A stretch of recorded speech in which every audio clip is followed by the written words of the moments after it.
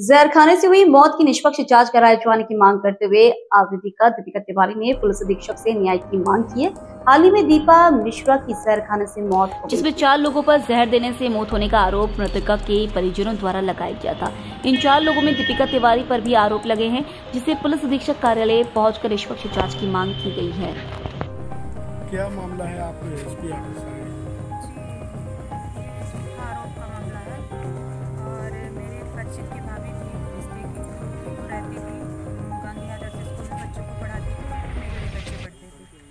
और वो जिस दिन ये 6/7/2024 की घटना है, वो उस दिन जहर खाई और 7/6/24 को उनकी मृत्यु हो गई है और संजय गांधी अस्पताल में उपचार के लिए थी। 6 तारीख को हम दीपा मिश्रा के ससुर को लेके मुहास गए थे, जिसका हमारे पास पूरा प्रमाण है।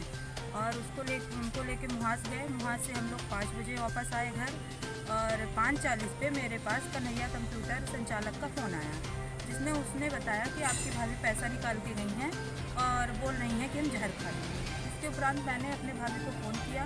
फ़ोन करके उनको मैं बुलाई अपने घर कि भाभी आइए, प्रसाद ले जाइए। भाभी हमारे घर आई और उनको आते ही उल्टियाँ शुरू हो गई। तो मैं उनसे पूछी कि आप उल्टियाँ क्यों कर रही हैं, मेरे पास एक फ़ोन भी आया था। तो वो बोली कि उल्टियाँ इसलिए कर रहे हैं दीदी, हमने जहर खा लिया है, हमको बचा लीजिए। इस उपरांत फिर मेरे छोटे छोटे बच्चे थे और 3-4 बच्चे मेरे थे और 2 बच्चे उनके भी छोटे छोटे थे। तो मैं दीपा मिश्रा के सास को बोली कि आप घर में रहिए, बच्चों की देखभाल करिए, आपके पति की कमर भी टूटी है, वो बिस्तर में पड़े थे। तो मैं उनको बोली कि आप देखिए इनको और मैं इनको अस्पताल लेके जा रही हूँ। फिर मैंने एक मंजीत नाम के आदमी को फ़ोन किया, ऑटो वाले के, जिसके पास मेरे पास नंबर था और उसका मोबाइल नंबर भी मैंने इसमें प्रमाण पत्र में मैंने दर्ज कराया है।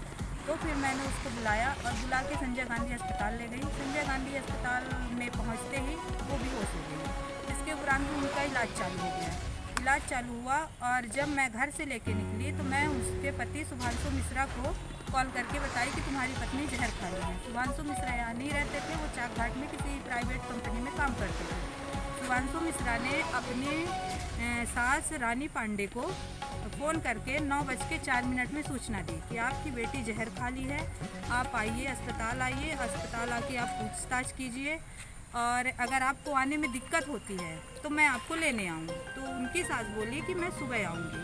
फिर भी वो सुबह नहीं आई और 24 घंटे बाद जब उसकी मृत्यु हो गई 7 तारीख को, तो जब उसकी मृत्यु हो गई तो 8 तारीख को उसके परिजन लोग मीडिया द्वारा झूठे आरोप लगवा रहे हैं, मेरे ऊपर आरोप लगवा रहे हैं, मेरे मामा जी पर आरोप लगवा रहे हैं, मेरे मामी जी पर, जो प्रेजेंट टाइम की सरपंच है शत्रुपा पांडे, उनके ऊपर आरोप लगा रहे हैं, अपने सास ससुर और पति के ऊपर आरोप लगा रहे हैं। जो कि मैं मान्यवर जी से यही निवेदन करना चाहती हूँ कि निष्पक्ष जाँच करी जाए और मुझे सही न्याय, सही इंसाफ मिला जाए, क्योंकि मेरे बच्चों की पढ़ाई को बहुत नुकसान हो रहा है, मुझे मानसिक तनाव बहुत हो रहा है।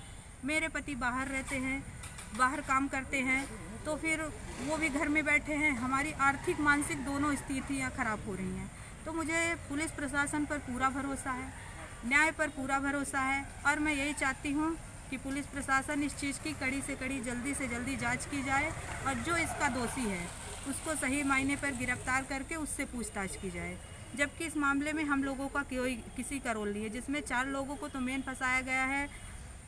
दीपिका तिवारी उर्फ बेटू, मेरा नाम लिया गया है, नावेन पांडे, शत्रुपा पांडे, कल्पना मिश्रा और शुभांशु मिश्रा का नाम लिया गया है, जो कि इसमें से उस दिन कोई भी नहीं था। और 6 तारीख को हम लोग मुहास सुबह 7:15 में रीवा से निकले हैं, जिससे पूरी डिटेल हमारे पास, टोल प्लाजा की पूरी डिटेल हमारे पास है, जो मान्यवर जी को हमने सबमिट कर दी है। और जो हमने वहाँ पिक्चर लिए थे वो पिक्चर भी मान्यवर जी को हम सबमिट कर दिए हैं और पूरे प्रमाणित के साथ हम मान्यवर जी से निवेदन कर रहे हैं कि इस चीज़ की निष्पक्ष जाँच की जाए और हमें न्याय और इंसाफ मिले। उस दिन हम लोग नहीं थे। क्या नाम है आपका? मेरा नाम है दीपिका तिवारी। कहाँ के रहने वाले? बेटू, मेरा ससुराल है ग्राम पोस्ट पहरका, पर अभी तत्काल के समय में मैं गडरिया मोड़ में किराए के मकान से रहती हूँ। रिश्ते में उनके आप नंद लग रहे हैं? हाँ, मैं दूर की नंदू, पारिवारिक वो मेरी भाभी थी, कोई सगी भाभी नहीं थी मेरी। तो आपके ऊपर लांछन कैसे लगा? मेरे ऊपर लांछन इसलिए लगाया गया है, उनके मायके वाले रानी पांडे, उनकी माता गजेंद्र पांडे, उनके पिता, उनके मामा जीवनलाल पांडे, ये लोग मेरे ऊपर झूठा आरोप लगाए। एक महिला को उन्होंने मीडिया में दलाल बोला है, दलाल शब्द का एक नारी को उपयोग करना बहुत ही गंदा शब्द है। इस चीज़ से मुझे बहुत तकलीफ हो रही है, मेरी मानसिक स्थिति बहुत ख़राब हो रही है, मेरे बच्चों की पढ़ाई का नुकसान हो रहा है, जिसलिए मैं ये मान्यवर जी से